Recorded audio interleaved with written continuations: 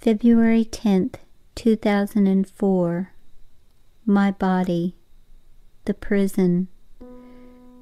I'm heavy. There's a delay between the thought, I'll get out of bed, and actually doing it. My mind says do it, but this body resists the command. Grudgingly and lacking grace, slowly, I arise. Feeling drained of strength, I force my way into the day, but the smallest part of morning ritual becomes exhausting.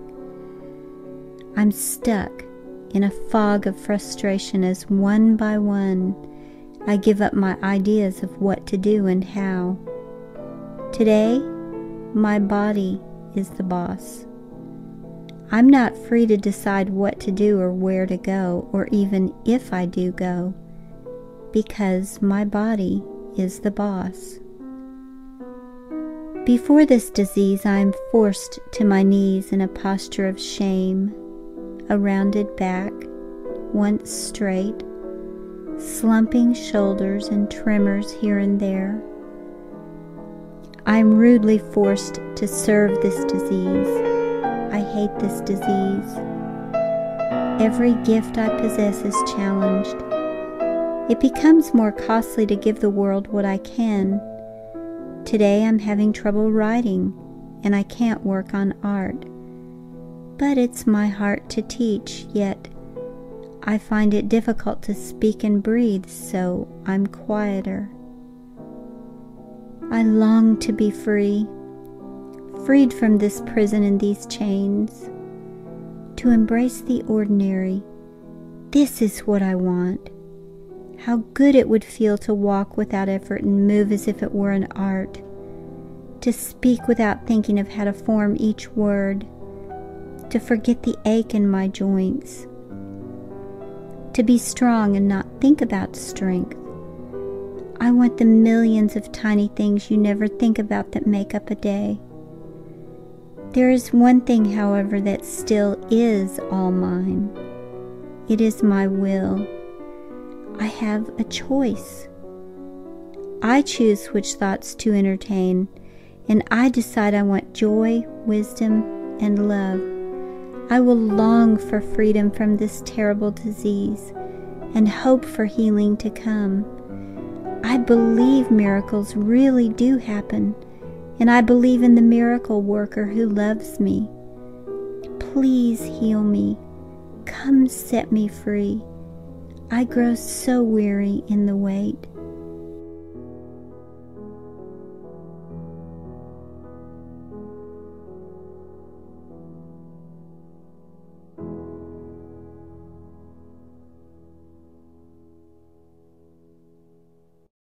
My name is M Black Knoedl. I'm here today because I have Parkinson's disease. In spite of this, I'm an artist and I write. I'm going to use my artwork and some of what I've written to tell you about my journey and share with you what I've learned. I'm 54 years old and I was diagnosed with PD about 16 years ago. At that time, my diagnosis was only one of several challenges in my life. I was the mother of 4 children and the wife of a man who traveled a great deal of the time. We lived in Texas. The news that I had Parkinson's disease was quite a blow, but the onset was mercifully slow and fairly well controlled by medication. I didn't really have time to be sick with this terrible disease. It was at this time that I discovered one of my gifts was art. I took a few classes and literally threw myself into artwork. I found it to be very therapeutic. Within a few years, my husband had lost his business, gone bankrupt, and foreclosure proceedings began on our beautiful home. There were other heartaches and challenges as well, but time will not allow more than a mention of them. By 1998, I was divorced. I remarried and moved to New York. I soon began working for World Vision, a Christian nonprofit international relief and development organization. Working from an office in my home, I managed a database of mid-level donors in New York and New Jersey. 1 week after starting work in my home office, September 11th happened. The whole organization went into disaster mode. I began reaching out to our donors in and around New York City by calling and offering help as needed. Very often, this meant just listening. Within 2 months, not only was I grieving with New York, but on a personal level also, as I dealt with the loss of both of my parents back in Texas. I was challenged more and more as time went on by this terrible disease. I became increasingly dependent on others as my own independence dwindled away. Simple tasks became a complicated undertaking and were cause for embarrassment, sadness, and shame as I mourned their loss. For instance, feeding myself was beginning to be difficult off and on at times. Sometimes it was just easier to go without eating. I began to depend on my husband or friends to drive me places. Eventually, I could no longer work, and this, of course, brought on more financial hardship. It became harder and harder to do my art. My hands ached as I tried to hold a pencil or a paintbrush, and inspiration all but died at times. Parkinson's disease had become impossible to ignore. My body had become like a prison. It dictated to me what I could do and when. I longed to be free. If going through life could be compared to dancing, I would have to say that I had been forced to sit out. I was no longer dancing the dance. Life without dancing was life without meaning, without joy, without purpose. Even though I was losing my grip on hope, I still wanted to get better. I wanted to dance again, and the prayer of my heart was for the Creator to make me well and enable me to dance again. You see, in spite of everything, I still believed in miracles. I believed in the miracle worker, and I believed in His love for me, even when the evidence seemed to be otherwise. Life had turned out so different than I thought it would be. I believed I had become useless and unwanted. I couldn't see a future for myself. Not too long ago, someone asked me what my dreams and goals were. For the life of me, I couldn't come up with a single thing. I wondered why this question was so hard for me. The more I thought about it, I realized that for a long time now, life had been a matter of daily survival, putting one foot in front of the other, taking the next breath. Each minute was a challenge, and there simply wasn't enough strength left in me to think or dream of a future. I had lost hope. We must not lose hope. It is within the dark moments of life that we must hold on to the light, not forgetting there are seasons. No state remains forever. After the winter comes the spring and summer. Darkness is followed by light. Dormancy is prelude to growth. Death gives way to birth. However painful the state of my life may be today, I can look forward with assurance to the changing of the seasons. It is an established fact, an unchangeable law. Perhaps you are someone who is struggling. Perhaps you have lost hope.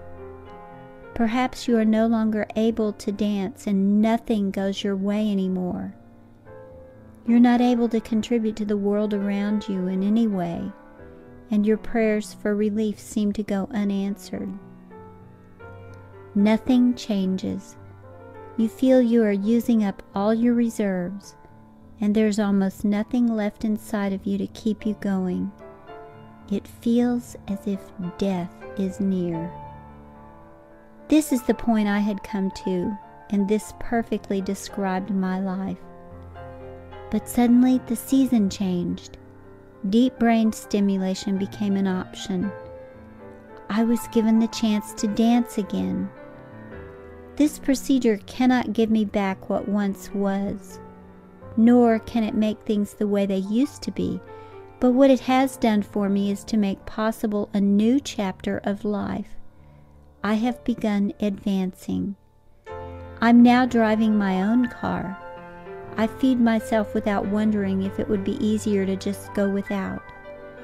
I'm not starting new pieces of artwork yet, but I have confidence that inspiration will come. I smile a lot now. So, if your life has closed in on you and you are in a dark place, don't give up. Don't lose hope. Look for the light. Expect the changing of the season. Don't be afraid to look for a miracle.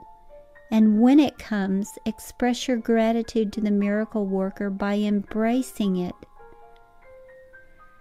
I read somewhere that there is a masterpiece waiting to be painted on the canvas of each and every person's life.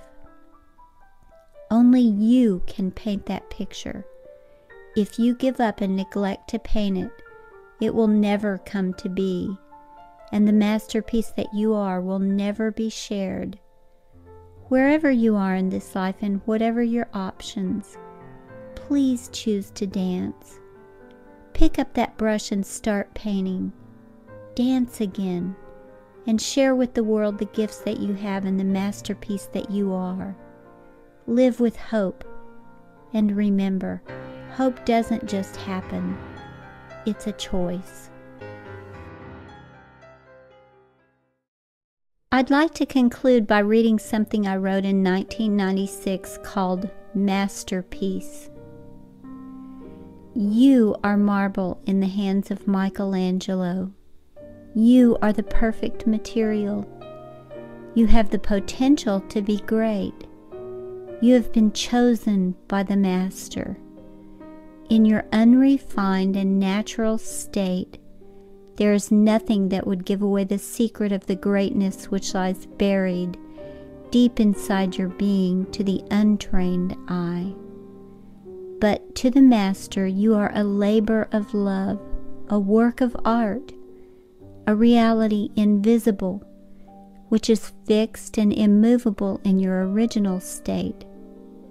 With His hands He will free you.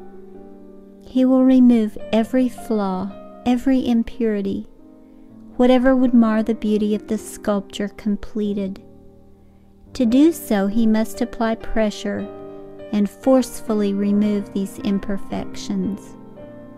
He will chisel away what is not needed. You will be hammered and broken, and it will seem to you to be pointless, even cruel, because you don't see what He sees. What is ugly will be broken off and chipped away, and only then will you begin to emerge and resemble something noble. His tools are not what you might imagine them to be. He uses pain and suffering. They are like an acid that will eat away the rock beneath them. He will unrelentingly labor over a single spot, removing what is not useful, until the outward configuration reflects what was previously concealed within. Time has been spent. Adversity is the catalyst for change.